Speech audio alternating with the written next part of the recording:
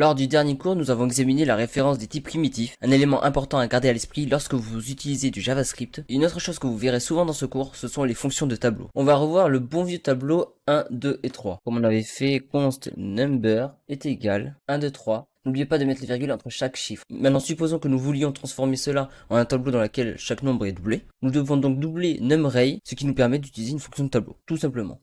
Nous pouvons prendre le tableau de nombres et appeler la carte. La carte est une méthode de tableau intégrée. Toutes les méthodes JavaScript de la prochaine génération fonctionnent de la même manière, bien qu'elles prennent une fonction en entrée et que cette fonction qui est une fonction flèche, mais qui pourrait être une fonction normale et ensuite simplement exécutée sur chaque élément du tableau. Du coup, on va l'écrire comme ceci, égal et la flèche. Bien sûr, n'oubliez pas la parenthèse ici. Donc sur chaque élément du tableau, du nombre 1, 2 et 3, ce que nous obtenons dans cette fonction de flèche est un nombre à la fin. Nous pouvons alors simplement renvoyer quelque chose, et ce que vous devez faire dans cette fonction interne dépend du domaine de fonction que vous utilisez. Ainsi, dans la fonction map, nous devons renvoyer la nouvelle valeur à laquelle nous voulons transformer l'ancienne, afin que nous puissions renvoyer num2 et que cela est exécuté sur chaque élément ici. Il renverra 2, 4 et 6, il mappera commodément tous les retours d'un nouveau tableau. Donc un vrai nouveau tableau qui est ensuite stocké dans double numArray. Alors maintenant, si je produis des nombres et ensuite double numArray comme ceci, et ensuite je clique sur exécuter, vous verrez que l'ancien